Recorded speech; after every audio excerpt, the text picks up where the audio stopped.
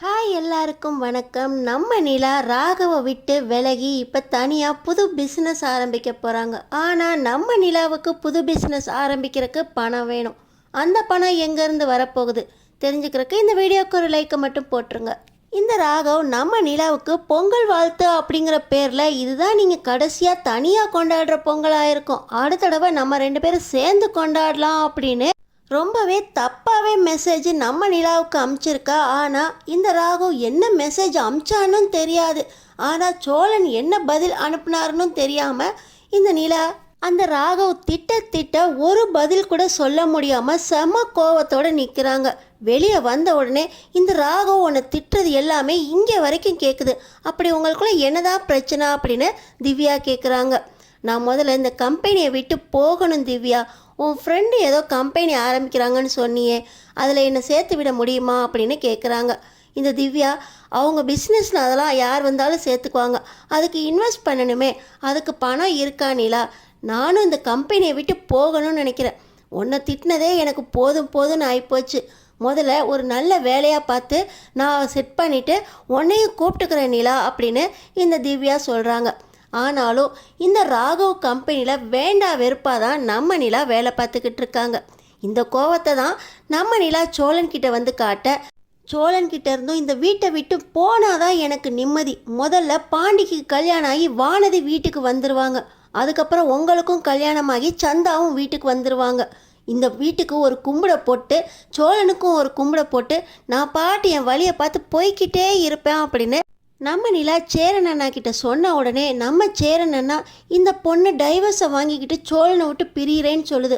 அதுக்கு முக்கிய காரணம் வானதி வீட்டுக்கு வர்றது, இன்னொன்று சந்தா வீட்டுக்கு வர்றது. என்ன பண்ணலாம் அப்படின்னு சோழனை நிலாவை சேர்த்து வைக்கிறதுக்காக சேரன் அண்ணா யோசிச்சுக்கிட்டு இருக்காங்க. இந்த நேரத்தில் தான் பாண்டி எனக்கு இப்போ வானதியோட கல்யாணம் வேண்டாம், அவங்க வீட்டில் எங்கள் அண்ணனுக்கு கல்யாணம் ஆனாதான் எனக்கு கல்யாணம் அப்படின்னு கரெக்டாக அவங்களுக்கு புரிகிற மாதிரி சொல்லிட்டு வந்துட்டேன். பெரியவங்க அவங்களும் புரிஞ்சுக்கிட்டாங்க.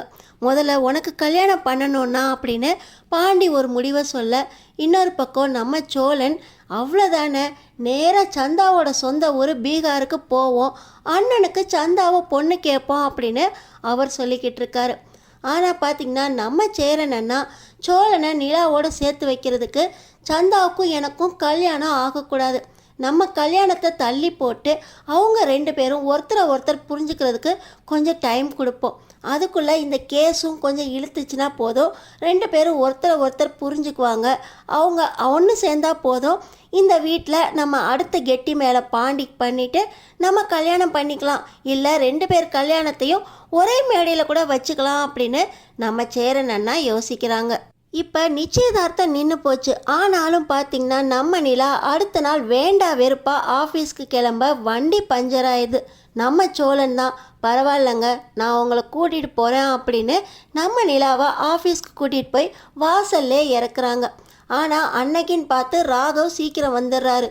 இந்த சோழன் தான் அவங்க ஹஸ்பண்டாக இருந்தாலும் ஏதோ சூழ்நிலையால் கல்யாணம் பண்ணி 2 பேரும் ஒரே வீட்டில் தங்க வேண்டியதாகி போச்சு. அத்தோடு இவங்க உறவு அவ்வளோதானே, அவங்க தான் டைவர்ஸ்க்கு அப்ளை பண்ணிட்டாங்களே, இதில் என்ன கூட்டிகிட்டு போகிறது, என் கூட கொஞ்சமாவது பழகிறதுக்கு ஸ்பேஸ் கொடுக்குறானா இவன் அப்படின்னு இந்த ராகவுக்கு நம்ம சோழன் மேலே கோவம் வருது. நம்ம நிலா ஆஃபீஸ்குள்ளே நுழைஞ்சு 5 நிமிஷம் கூட ஆகலை. இந்த ராகவ் என் கேபினுக்கு வாங்க, நான் கொஞ்சம் பேசணும் அப்படின்னு உள்ளே கூப்பிட, இன்றைக்கி எந்த 7:30 இழுக்க போகிறாரோ அப்படின்னு யோசிச்சுக்கிட்டே நம்ம நிலா உள்ளே போகிறாங்க.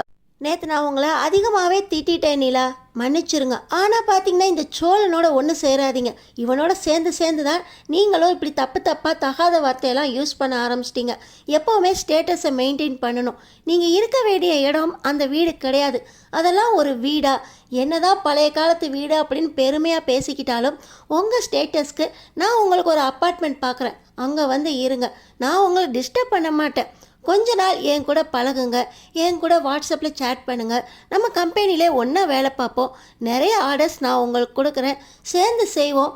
அப்படியே நம்ம பிஸ்னஸை பிக்கப் பண்ணிக்கிட்டு உங்களோட டைவர்ஸ் கேஸையும் பாருங்கள். இவெல்லாம் ஒரு ஆளா? ஏதோ சூழ்நிலையில் கல்யாணம் பண்ணிக்கிட்டு இவன் பின்னாடி எதுக்கு போகணும்? இவனோடலாம் ஒன்றும் சேராதீங்க.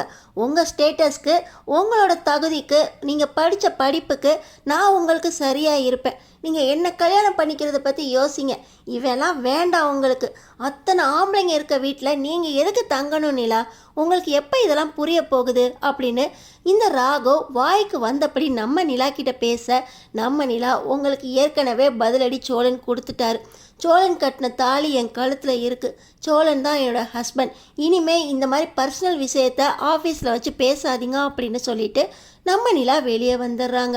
இருந்தாலும் நம்ம நிலா வந்த உடனே இப்படி 5 நிமிஷத்தில் உள்ளே கூப்பிட்டு இவ்வளோ நேரம் பேசிட்டு வராங்களே அப்படின்னு எல்லாருமே ராகவையும் நிலாவையும் கவனிக்க ஆரம்பிக்க, நம்ம முதல்ல இந்த ஆஃபீஸை விட்டு போகணும்.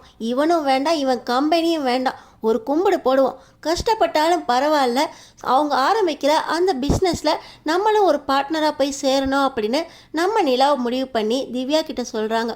உன் ஃப்ரெண்டை எனக்கு இன்ட்ரடியூஸ் பண்ணு, நான் இன்வெஸ்ட் பண்ணுறேன், எப்படியாவது பணத்தை எவ்வளோ இன்ட்ரெஸ்ட் பண்ணணும்னு கேட்டு நான் அவங்களோட பிஸ்னஸ் ஜாயின் பண்ண போகிறேன். அங்கே போய் கொஞ்ச நாள்லேயே உன்னையும் கூப்பிட்டுக்கிறேன், நீயும் வந்துடு அப்படின்னு சொல்லி திவ்யா கிட்ட சொல்லிவிட்டு நிலா தன்னோட ரெசிக்னேஷன் லெட்டரை எழுதுறாங்க. எழுதி கொண்டு போய் நேராக கேபின்குள்ளே அந்த ராகவ்கிட்ட கொடுத்து, ராகவ், உங்களுக்கும் எனக்கும் இனிமேல் எந்த ஒரு பர்சனல் விஷயமும் இருக்கக்கூடாது. இது என்னோட ரெசிக்னேஷன் லெட்டர், இது என் மனசார கொடுக்குறேன் அப்படின்னு அந்த ராகவ் மூஞ்சில் தூக்கி எறிஞ்சிட்டு, இனிமேல் என்னை தேடி வர வேலை இருக்கக்கூடாது. என்னை பற்றியும் சோழன் பற்றியும் தப்பாக ஒரு வார்த்தை பேசுகிறதுக்கு உங்களுக்கு தகுதியே கிடையாது. சோழனுக்கும் எனக்கும் இடையில 1000 இருக்கும், அதில் நீங்கள் தலையிடக்கூடாது அப்படின்னு ஒரே முடிவாக சொல்லி அந்த ரெசிக்னேஷன் லெட்டரையும் ராகவ் கிட்ட தூக்கி எறிஞ்சிட்டு திவ்யா கிட்ட சொல்லிவிட்டு, நாளைக்கு நான் உங்களை வந்து பார்க்குறேன் திவ்யா, அவங்கள கொஞ்சம் ரெடியாக இருக்க சொல்லுங்கள் அப்படின்னு சொல்லிட்டு நம்ம நிலா கிளம்பிடுறாங்க. வீட்டுக்கு சீக்கிரம் வந்த நிலாவை பார்த்து, என்னாச்சுப்பா, ஏன் இவ்வளோ சீக்கிரம் வந்துட்டா அப்படின்னு நம்ம சேரனன்னா கேட்குறாங்க. அந்த ராகவ் சரியில்லைண்ணே, என்னையும் சோழனையும் பற்றி தெரிஞ்சு வச்சுக்கிட்டு அப்பப்போ ரொம்ப தப்பாக பேசுகிறான். இனியும் அவன் கம்பெனியில் எதையும் சகிச்சுக்கிட்டு என்னால் இருக்க முடியல. நான் ஒரு புது பிஸ்னஸில் பார்ட்னராக சேரலான்னு முடிவு பண்ணியிருக்கேன். என்ன ஒன்று, அதுக்கு கொஞ்சம் பணம் இன்வெஸ்ட் பண்ணணும்.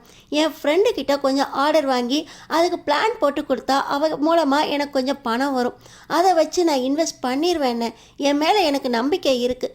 தனியாக இருக்கணும் அப்படின்னு தான் சோழனோட சேர்ந்து வந்தேன். ஆனால் அதையும் இந்த உலகம் தப்பாக தான் பார்க்குது.